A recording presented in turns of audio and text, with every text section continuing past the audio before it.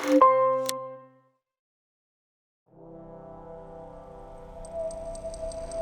they first dumped the waste there, it changed the water quality rate instantly. Everything was completely dead. Crabs, fish, even all the plants surrounding that place are all dead. They all died. And that happened in the beginning days of the factory, before they started running it out to the ocean? Okay. People were arrested for removing a pipe that was planted there. So instead of prosecuting the offenders, they prosecute the activists who are trying to do everything to make sure that the environment is protected. If Gambia is destroyed, it's destroyed for us. And if Gambia is made, it's made for us. I will run and come back, but I will never stay away. We are coming back again.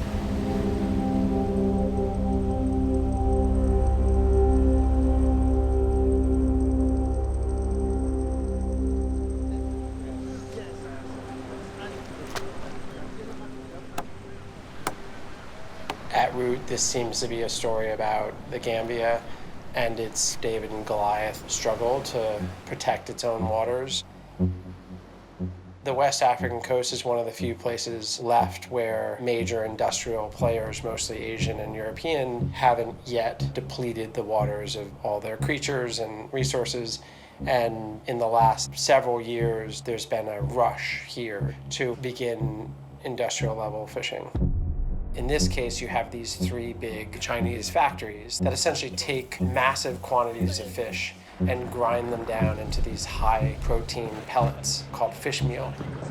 The entire community will be affected when the factories start operating. The smell is unbearable. And this is the Golden Lead factory right here? Yes. Cameras will be put away because you can be attacked, you can be assaulted. They have seen journalists as their enemy. Lot of secrecy because we don't know the chemicals they use. They shouldn't be anywhere 1 kilometer from open water bodies. That's an international convention. And the government itself isn't doing spot checks either. Yeah, exactly. In fact, those who are checking, they only come there to collect money. Fish meal is one of these products that you'll never see, but you're consuming all the time. It's used primarily as a protein supplement in the booming industry of aquaculture. It's a huge market and growing by the day, and it's unbelievably destructive for the oceans because you need huge quantities of fish. What I'm hearing from local fishermen is that boats are appearing at night on the coastline more than ever before. They look to be Senegalese or Asian trawlers. These Gambian fishermen are also saying that their catches are plummeting. 50% of the protein consumed by the Gambians comes from the sea, and fishermen are already starting to say they can't catch even bare subsistence level fish. When the local guys have tried to find out what's happening, how many boats are there, how much are they taking out of the water, just basic questions so they can monitor how things are going, they're getting no kind of information. The panic that I sense from them is that next generation is going to have nothing to sustain themselves with because the waters will be empty.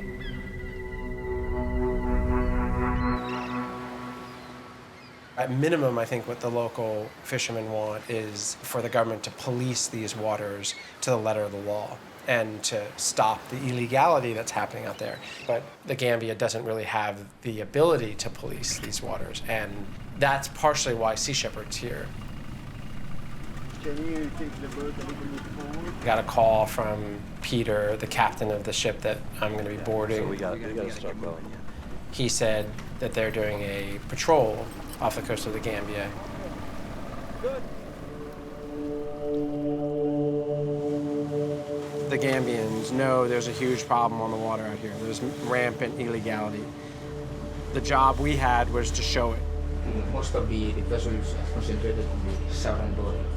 From here? The southern border. Yeah, okay. Then we can follow the coast, and if we see any boats that are inside the 9 miles, and they're going 2-3 knots, so trawling speed, then those would be the targets. You think that makes sense? The first time out, we saw a vessel, didn't know who it was, ran at it. There, they're fishing. Film that. They're fishing. And suddenly it's the vessel that we were most interested in because it's connected to this really sketchy fish meal plant on land. Do not let go. I cannot throw it. Bridge, Peter, we're on board. Come on, watch out. Where are all of them? Their passport and visa.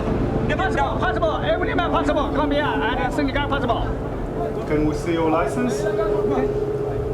This is a vessel that had its transponder off, so it was already a dark vessel, but even worse, it had no fish log. A fishing vessel's got to have a navigation log, which is their positions every day, where they fished, the quantity of fish. You can see the last entry here was on the 21st of January, and then there is nothing. This is a dark ship. Who knows where they've fished? Amigo, Santa Maria, repair. He's saying that they can't start going to Banjul yet. He needs 2 hours to make some repairs. We've seen him motoring all morning. It's a delay tactic so he can get on the radio.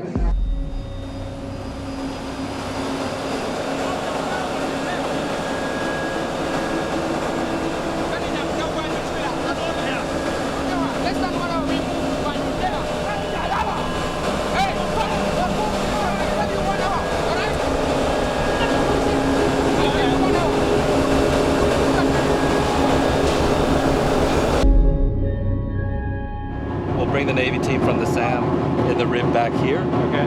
And then from here, we'll go straight and try to grab the Lucky 909 as soon as I'm over there.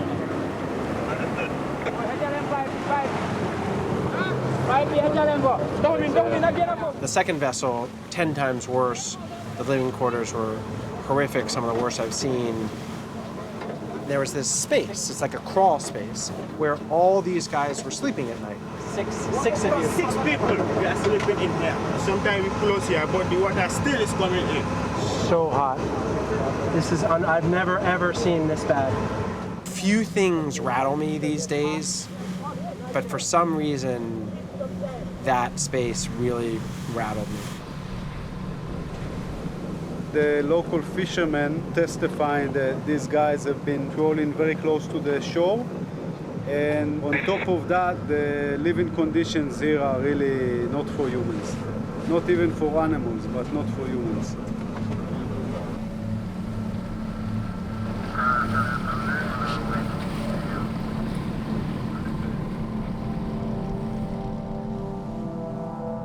It does seem like what happened here is kind of a repeated African story in that you had just another wave of extraction occurring.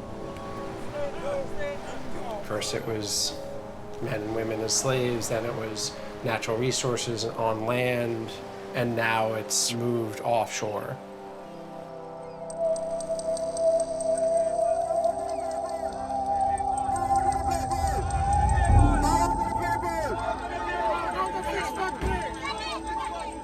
I think the local fishermen want the government to tap the brakes on signing of deals with these massive factories and also giving licenses to these industrial-sized ships that are pulling fish too aggressively. But the forces of the industry that's taking all this fish are just massive. And you see on land how little control even local villagers have. You see how little interest the government has to do anything about these crimes. China have given a lot of loans to Gambia, given a lot of so-called grants to Gambia, polluting the mindset of our politicians. They go away with anything. So because of China is involved, this factory will never be closed. We are taking the natural one, giving it to the Chinese. They convert it into powder, send it to China, feed the fish, ship, and bring it to Gambia. And resell at an expensive price. Right, while the local fishermen are put out of work. Yeah, exactly. So the locals are competing directly with these fish meal factories whose daily turnover is about 500 tons. And they're pumping fish meal waste into the ozone because there is no control. What we are seeing is not development. This is exploitation.